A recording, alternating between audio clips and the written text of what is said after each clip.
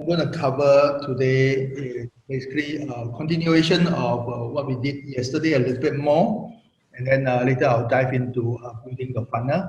Okay, so this deck of slides actually have a lot more than just what I'm going to cover. So, but I'm just going to give the whole deck so that you guys can take a look. But when the thing is unlocked, that's when I will go through a little bit more detail with you, because that is when you're able to do face-to-face meeting, that will probably be more useful. Okay, so this one, okay, I'm just going to cover very quickly, run through it about less than half an hour. Then I will have the time over for Nicole, who will help you to understand the Airtable a little bit. Then we will dive into our investment game. Okay. All right. So yesterday we covered mostly on how you can shape the investor and your customer mind. How do you talk to them? Now today I'm going to review a little bit more some of the principles behind it. Okay, so these are the psychological principles. So once you understand, you begin to see something that will click and allow you to pretty well manipulate the investor in a way. Okay, so now one principle you have to understand is that your brain controls your body, but the body is actually the window of your thought. So these two are usually connected. So sometimes people say, I can see through you. This is literally true because they're looking at the action, looking at the reaction, looking at all the micro gesture, everything. You can tell exactly what is inside. And you can even tell the person's subconscious, because that is really who he is. A person may not notice that he is actually displaying all these small little telltale signs. So the very first start is that this is what I use most often. Okay, it's called get rid of the worry fast. Literally, you have 5 fingers. You just watch which finger is the person touching. You can feel and understand his emotion. And these are universal. These are universal. So I give you one example. In different culture, okay, people have different hand signal, hand gesture. Like that, to us is that it's okay. But if you go to Australia, this is not. It's very, very different. Touching the chin, okay, sometimes in Asia we are okay, but touching the chin in Italy is a very condescending gesture. But there's only one very universal one. This is actually the middle finger. Middle finger, okay, display the anger. Anger for the A down here. These are all universal. So it is up yours is actually scolding, okay? It's nothing about vulgar, but it's just about being very, very angry. So what does get rid of the word really fast means, okay? It's basically the first finger, index finger means fear. Second, anger. Third one, sadness. The last finger is trying to pretend. So when you see somebody just holding his ring finger, touching his ring finger and talking to you, you realize that this people not so sincere, right? So this is exactly it. So now you are conscious about all the fingers, and you just need to watch when you do a presentation to your investor or your customer. You just watch where they are touching. You can get a sense of what is in their mind, but don't read too much into it, because that there may be another layer of thing on top of it. For example, that in a meeting table, and just when the presenter walk up, and then the main boss of the meeting start touching his index finger. Now, does it mean that he's afraid of this guy presenting something? Not necessarily, but it could be. But you know that he's having a fear, so-called emotion down there. Then you need to go deeper into it. Is that where is that one unlocked? No. If the person is up there and the guy constantly touching his index finger, that means that something is really, really, really fearful about. Okay, it's probably related to person present. But the moment the person present, he start moving off and not doing anything already. That means that it could be that while the person is walking up, something happened in the boss mind. All right, so don't read too much into it, but you know that that instant, that is a feeling that the person had. All right, so I'll give you some body language a view of it. Is that, take for example, Obama kissing Aung San Suu Kyi. It is very normal for Obama, but you notice that her expression isn't fantastic. Okay, and for example, this one, how does he feel and how does she feel? Even she's smiling, you can notice that the smile is kind of like timid, all right? And her hand is holding very tightly. Now, the very first thing people may say, oh, she's an Asian and Obama is a Westerner.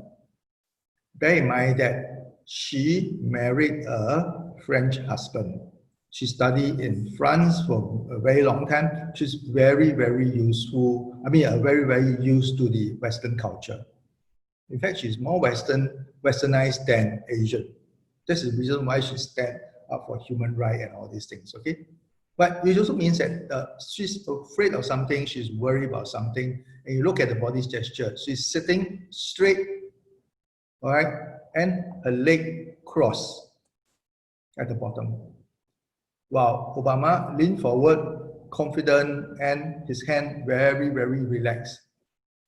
But just look at her hand. You zoom in to look at her hand. All right?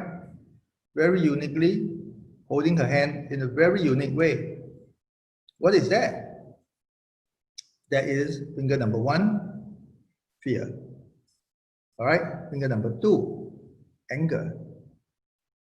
She is afraid and she's angry that she got no control over her country destiny. I mean, that's what the meeting is all about. She need to go down there and get support. And of course, that Obama took this opportunity to basically bulldoze the whole thing over. Now, this is the situation, okay? This guy is Bo Xilai, right? He is the Chongqing #1 guy previously. Now, if you were to Google Bo Xilai, you see all his gesture either holding fist or holding palm open. But in this particular instance, this is probably the one of the first few times that he is holding his index finger and his thumb together.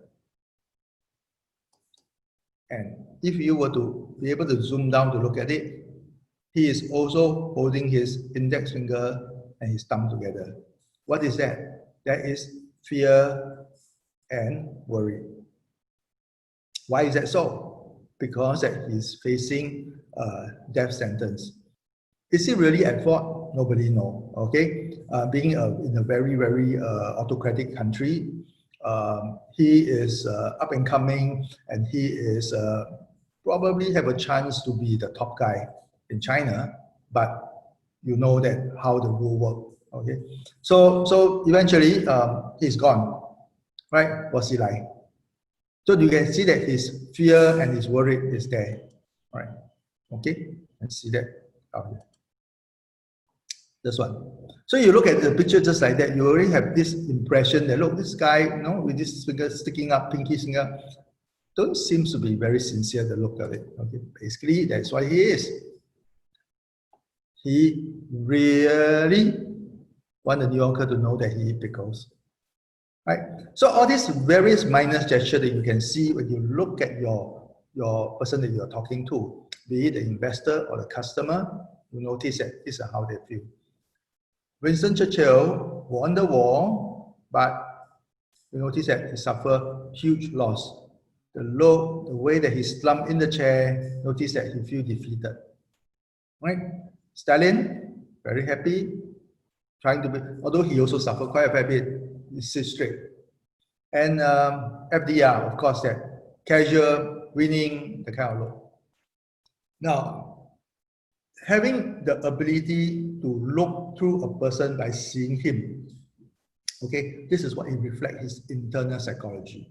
Then the next question is that, can you change your own psychology by changing your body language? Right?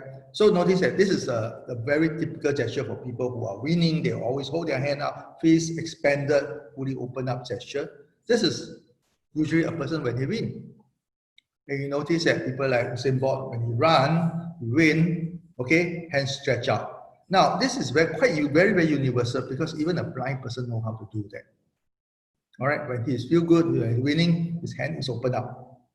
Okay, now when you understand that, say, when you open up and you have an expanded gesture, will that change you? Okay, so this is what Amy Cuddy has done. Her research is basically about that. So allow you to be able to change your internal thinking by adopting the kind of gesture, right? So one of the teaching that she has is that before you go for an important meeting, before you go for a presentation, how can you build the kind of confidence even though your business is really not doing too well? You can go to the place, okay, and sit down and put your hand behind and just expand and inhale, relax for not very long, 2 minutes. Just count 2 minutes. By sitting this way for 2 minutes, you effectively improve your own confidence. You feel great about it. All right. So this is something that's very interesting. It changes a person's own psychology. It changes a person how he thinks. So before you do a presentation, okay, put your hand behind, okay, and enjoy it for a while, and feel that you're a boss. And when you present, you'll be very, very confident about it. And your audience will feel it, your audience will see it. And having that allows you to be able to present forcefully. All right. So notice that this is like Wonder Woman doing. Okay, for lady, okay, this is how you can feel. And one of the great example is this guy, okay, his face is like pockmarked a surface of the moon, but yet he has 4 beautiful wives. Why is that? Mick Jagger. Mick Jagger, everywhere he go, okay, when he sing, he always have this very open and expansive gesture. He show that he's confident, show that he's powerful. People will look beyond his look and appreciate his talent. That's what it, okay, act it and then be it. Okay, so yesterday I did ask a question that where a person should sit. This is a very classic photo. When you look at it, you know who is the boss, right? This guy with his legs on the table, you know, I feel great about it. He is going to be the top person in the world, literally. Now we start looking at the people, those on the left-hand side. This guy, hand holding the chair for support. The second one from the left, okay, have a very defensive gesture with the thing holding in front of him, not because of the paper, but he's holding as a defense. This guy have something to hide, is still slightly better opponent, but he's leaning back and he puts his hand in the pocket. This guy is a little bit better, but his hand is holding down here for support. There's only one guy down here. Look at it. The way that he looked at Obama is a little bit condescending. He put his hand on his hip because he feels good about it. So now you notice that you want to be confident. Where should you be standing? Down here. Speaking to the right ear, stand on the right-hand side of the boss. You notice that?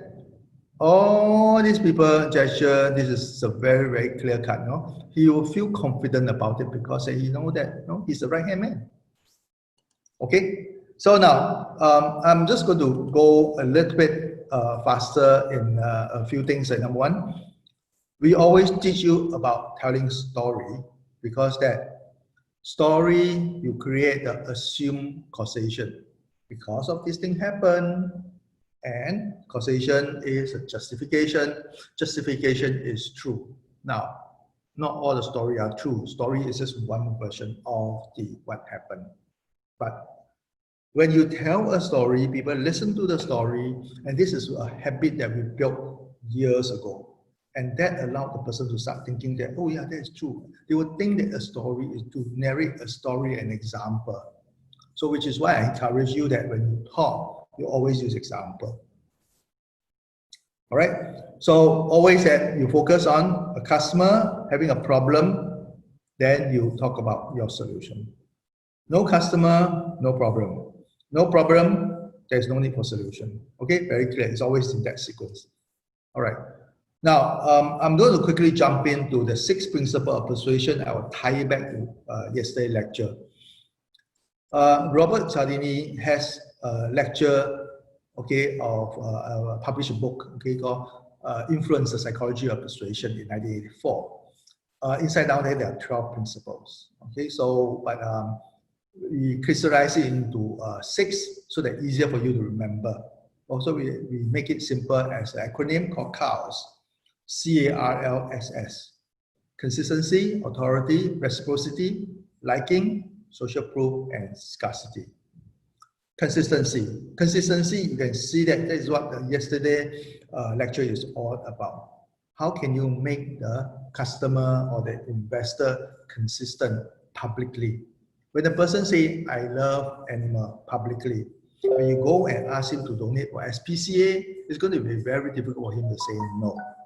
Which also means that you also notice a lot of young kids, okay, initially being fooled into doing what the parents want. We always start to say, you are a good boy. And the kids, of course, very happy. Yes, I'm a good boy. And good boy need to listen and study. And all of a sudden the kids say, oh shit, I'm a good boy, I need to listen and study. Right? Even no matter how much they are not happy about it, because the image of good boy. So eventually they learn the trick already. When you say you're a good boy, some of the kids will say, no, I'm not a good boy, I'm a naughty one. Why? If I'm naughty one, I don't need to study and listen to advice. Right? Consistency.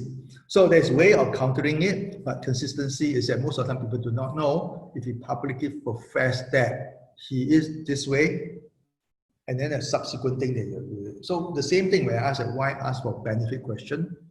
When he gives you the benefit question, this is his. He have to be consistent about it. Right? Consistency, you also know that politicians are very consistently inconsistent. Right? So this could be a joke. The vehicle may be transporting political promise. This is all trash. Right? The second one is that the A stands for authority. Authority is based on our society structure. You listen to somebody that you feel that have authority. So you want to convince him, you need to have the authority. The question is that how do you present yourself to be authority? Now you tell people, say, oh, I'm so and so, I'm from MIT, I study in MIT, I'm a hotshot researcher, this and that. People will just take it with a pinch of salt. No. But if somebody introduce you as somebody great, right? Famous guy, this and that. And all of a sudden, the audience will feel that, oh yeah, maybe he's that good. You notice that by just switching the angle a little bit, somebody introduce you, you change. There's a reason why we have a MC, okay? MC who introduces a speaker. Sometimes even MC just read it from the script is written by the speaker, but it sounds so much better, right? And you feel that he's authority.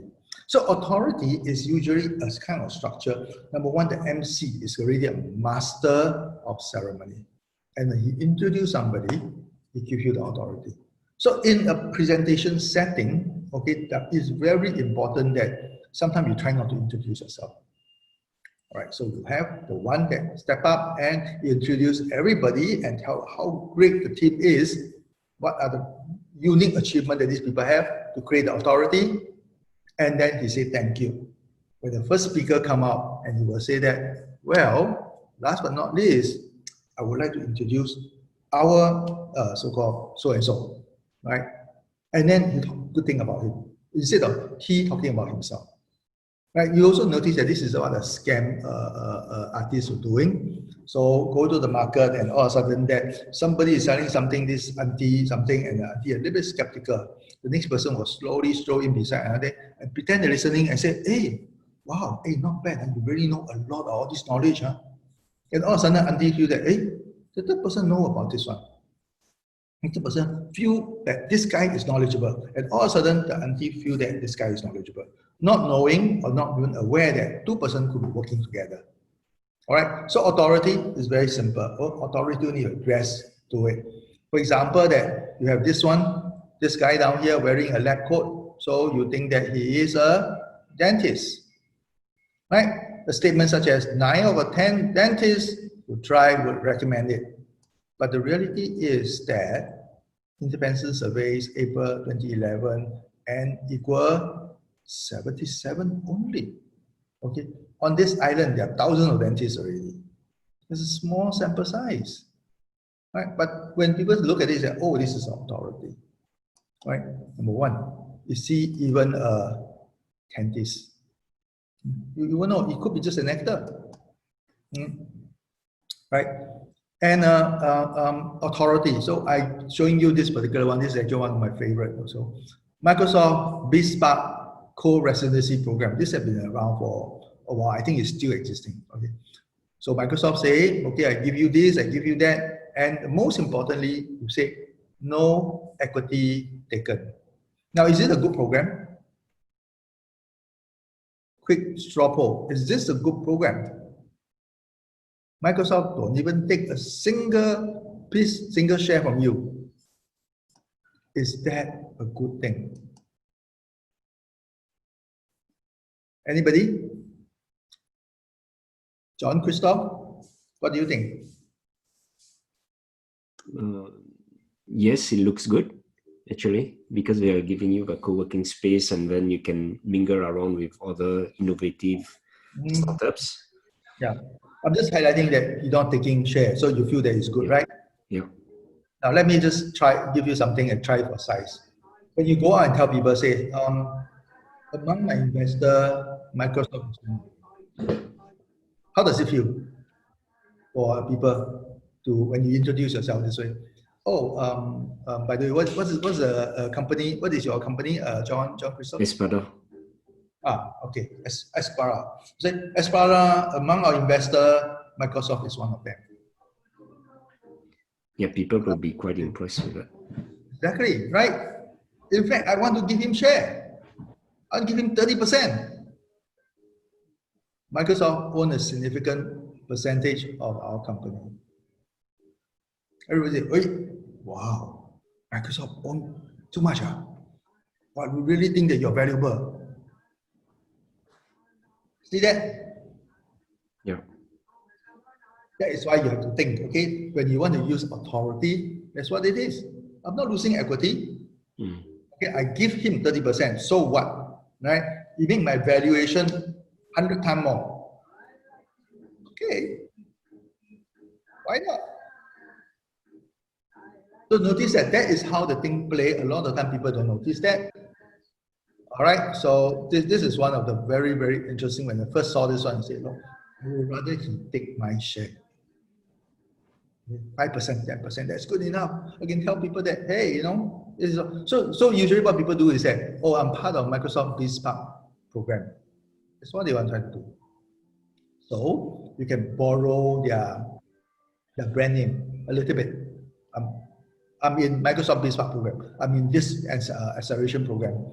And for example, that there are startups that spin off from NTU, and they very always go around. Okay, I know a few of them. They always say, that, "Oh, our technology is from NTU." They just license a small technology. They develop a lot of other technology. But what they say is that our technology is from NTU. Immediately, the credibility suddenly through the roof and say, "Wow, that is great." But factually, okay, there's some truth to it. But they're just riding on it. Right? So some of them that really they give us intuitive share. They say, I am a portfolio company of NTUT. See that? So that is to basically borrow the authority, and you make yourself, the company sounds more credible, right? Okay, the third one is reciprocity. It's very simple. When people give you something and you feel obliged to give back. But the thing is that it is not just something tangible, but something of so-called virtual, like information. When I share information with people, people feel obliged. In the future, that he owe me something to return in kind. But most importantly, reciprocity only works if people value what you give them. So I always use the example of a desk planner. Okay, insurance agent always like to do that. So they will come to you and say, "Hey, this is good," and then he give you a diary, this year diary. Okay, or worse, he give you the desk planner, that's the big one. So when you start looking at it, you say, "Look, do you want a desk planner?" How many of you want a desk planner? Anybody? Okay. Obviously, nobody wants a desk planner. Because number one, okay, where are you going to put? Right? Your desk already, smashing already, right in the center is your notebook. So you put the thing, it's going to be on top. So unless you use a desk planner as a mouse pad, I'd like to. It doesn't make sense. Okay, if you give me, I got to find a place to throw it away. Same thing for those big diary. Most of us don't use it anymore. and it's printed with all. If you give me a blank notebook, I don't mind. Maybe I can still write something. But give me a diary with all the printed things inside down there, well, I'm going to carry it. I'm going to find a place to throw it. In fact, every year I throw away a lot of that. Right? So when they give me this one, do I feel that I'm obliged to return, reciprocate? No, I don't. So very important is that reciprocity is only work on something that people value, number one.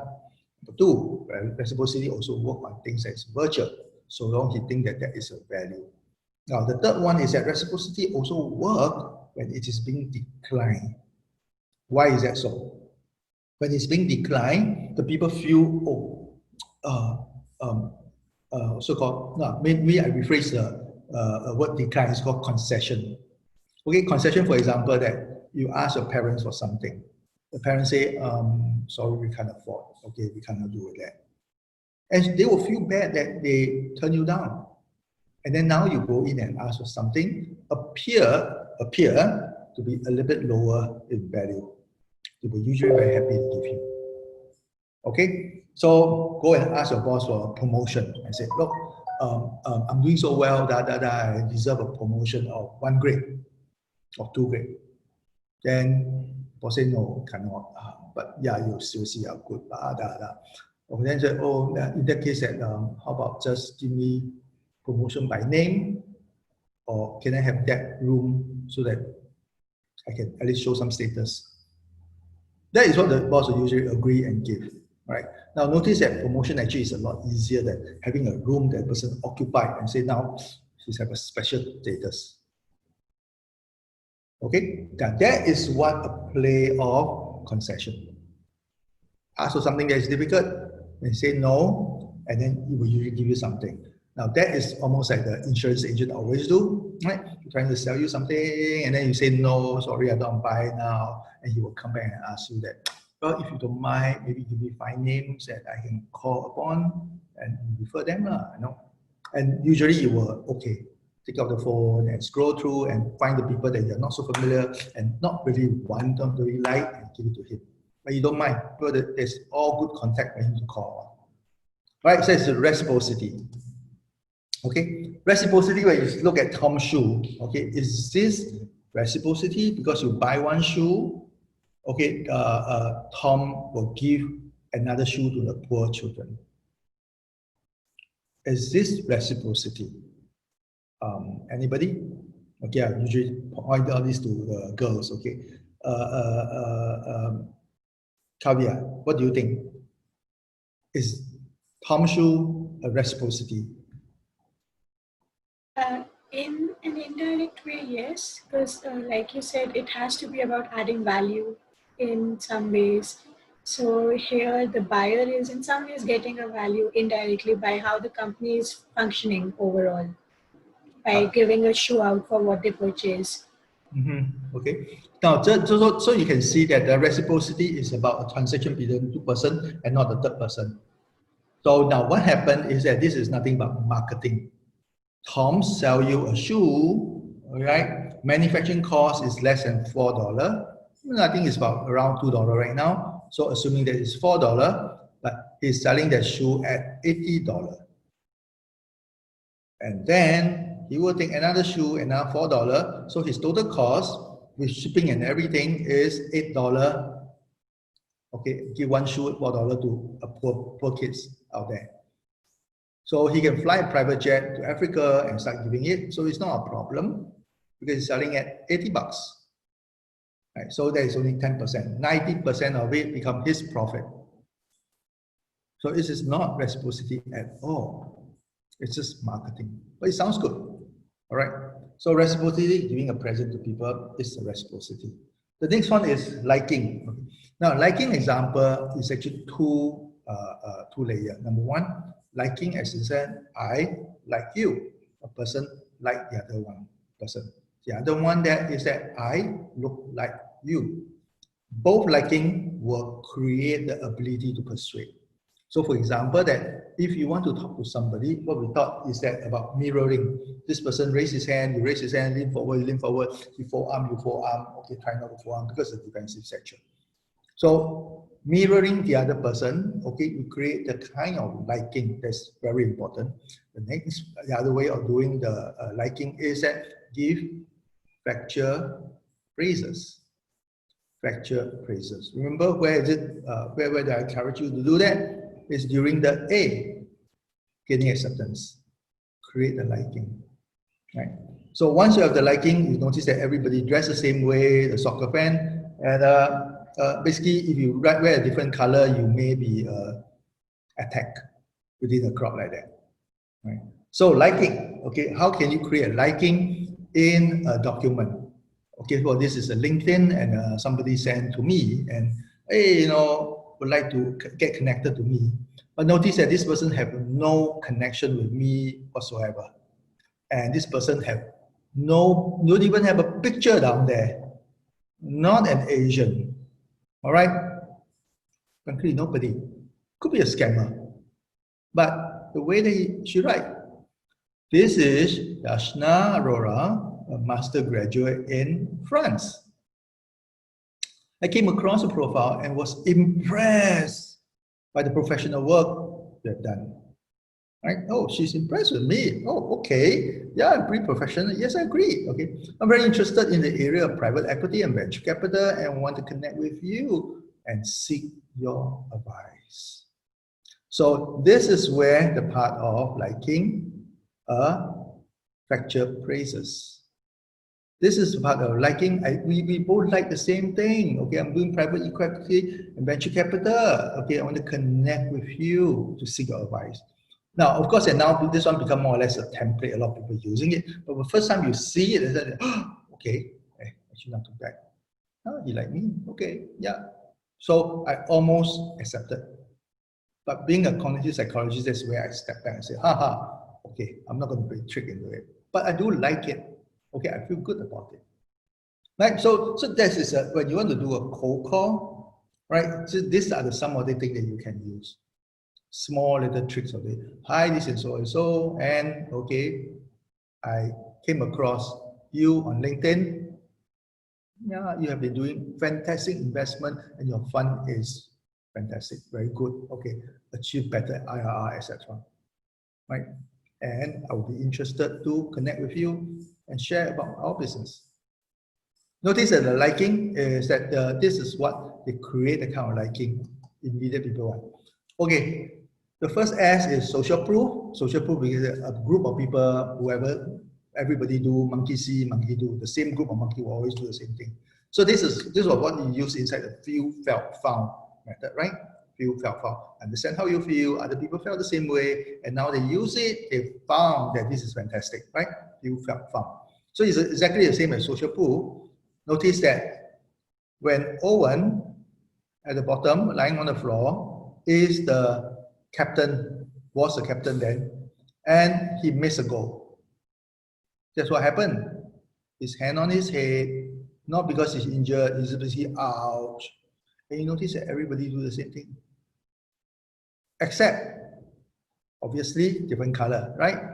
This yellow color guy holding hand, fist in the air and say, hooray! Okay, and this guy, hooray! Yeah, you miss it, yeah. This is social proof. They will follow the leader, everybody do the same thing. See that? Okay, social proof. Right, the same social proof is that, the same thing, you know, when somebody look up, everybody will start looking up. The last one is scarcity. So scarcity is based on the environment evaluation because our brain automatically trying to optimize and sensing of threat. Right, scarcity example, very simple. You can see that, okay, on website, this is what they're doing. Right, scarcity can be because of time too, okay. It can be item. So he will show you a few things down there. Limited time only, deal of the day, and 3 in stock. Do you really believe there's only 3 left? Could be, but you can easily get new stocks. I don't think there is a scarcity of stock, but putting it one down here, it make you feel that it is limited. Now, that is what happened to e-commerce. constantly make us think, oh yeah, I think better buy now, just in case the promotion may be gone. Because we do experience that promotion is gone. Right? Most recently is that I look at this promotion from a software app, a service, and they were originally giving me 60+%. Dilly, do I need it? Oh, suddenly, pump, the thing gone. Now, 3 days later, the promotion came back, but now it's only giving me 46%. What should I do? Should I wait for the 60% discount again? I didn't. I said, oops, actually, I kind of need it. So I bought at 46% discount instead of 60% discount. I quickly buy it. Then come 1 week later, special promo, 60% came back. It was like, but never mind, I bought it already. Right? Now, this is what this is, okay? You use the scarcity to push people from indecisiveness, so push them to do it. All right? Now, when you do a presentation, there are 4-step formulas. It's the same as APPCOM. Let me show you. Number 1, gaining acceptance, create liking and relevance. Why am I relevant to you, Mr. Investor? And I elaborate the problem I'm trying to solve. This is a problem that we are solving so that the business can be good, and then explain the benefit to both the investor as well as the customer. Then you show the solution. Then call to action. It's the same as APPCOM. The sequence is always the same. All right. So, okay, now I'm just going to skip this one. Okay. The rest of the deck, which I will share with you, will cover stuff about how to make slides. Okay, what are the key things behind the, doing slides? Okay, I'm just going to do a very quick one, another few more slides, because this is probably not readable. Okay. Now, when we make slides, a lot of us like to cram a lot of information inside, because slide is actually the clutcher of your presentation. But our brain, the human brain, always look for visual data, contrast, differentiation, physical senses, the 5 of them, smell, hear, eye, okay, taste, and touch, all the 5 senses. Loss and threat, scarcity.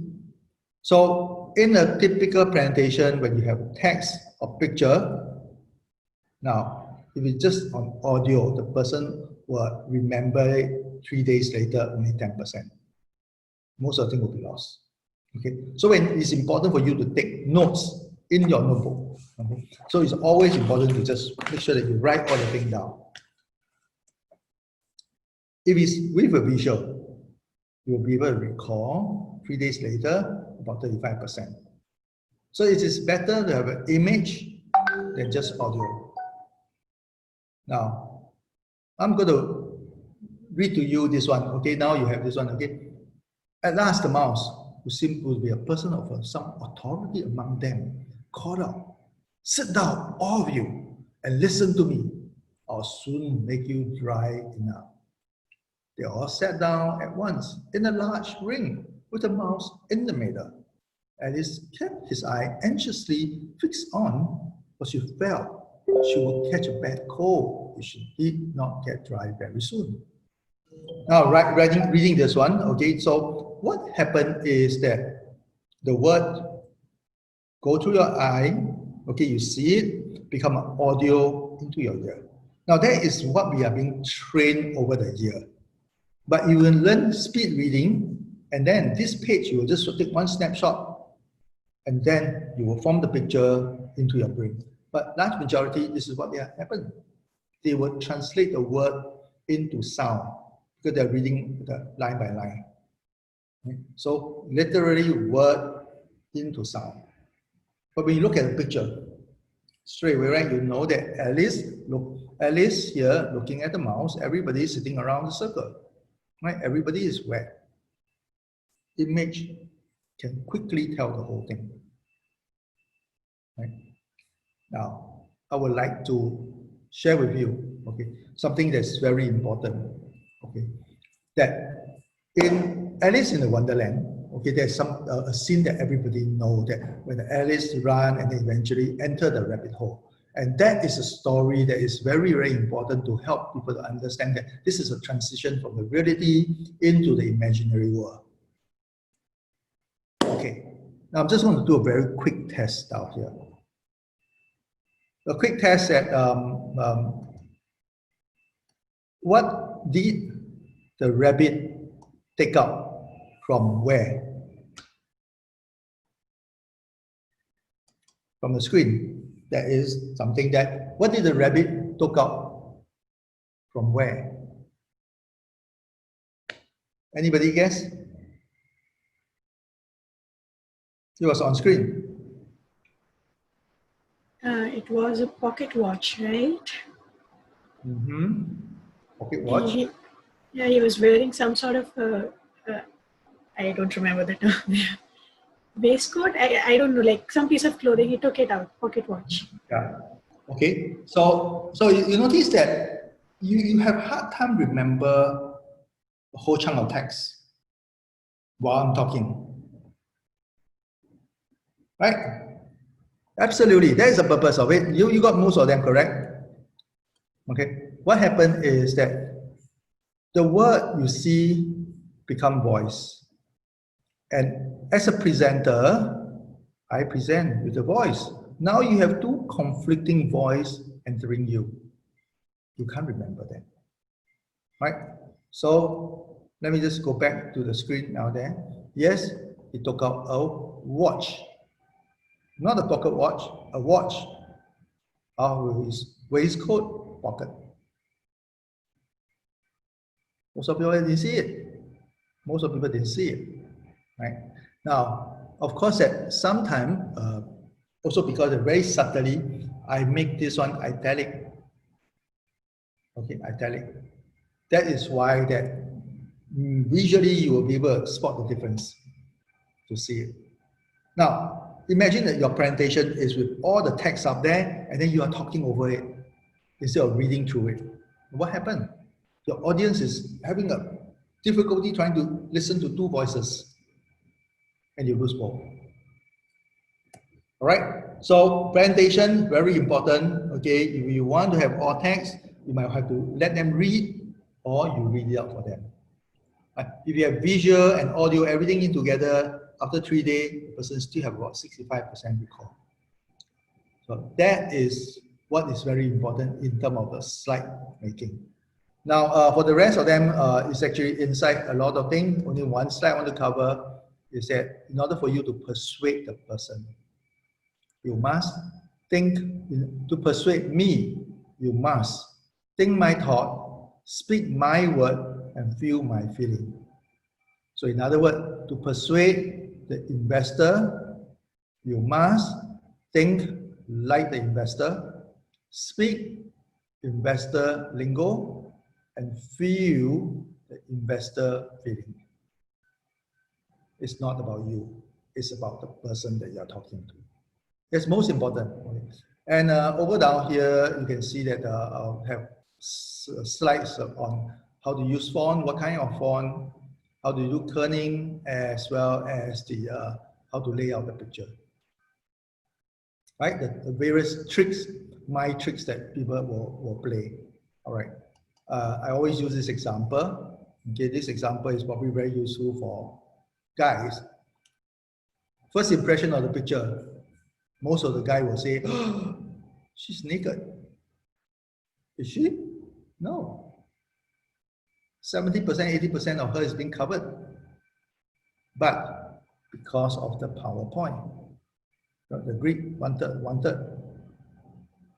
This one landed in a naked part, landed in a naked part, landed the hip, naked part, landed down here, also near the naked part. So you form the whole impression that she is naked, but she is not. Right, so when the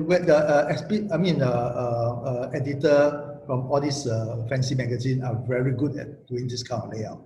So when they lay out this way, you give people the impression what he wants people to think. But factually, it is not. So that is basically playing some of the tricks that you can learn about doing it. So just quick recap. In a presentation, number one, create a liking, getting acceptance. Then you state the purpose and by elaborating the problem you're going to solve. Okay. At the same time, in the probing, you also explain the benefit. Then you do the consultation, then review the solution. After that, call for action, motivating to act. APPCOM. All right. Okay, so this is the first part that I'm covered. All right, for the next 10 minutes, I'm just going to quickly just run through some of very simple numbers. You are going to meet investor. Do you know that how many investors you have to meet in order for you to reach your fundraising goal? Anybody? Anybody want to guess?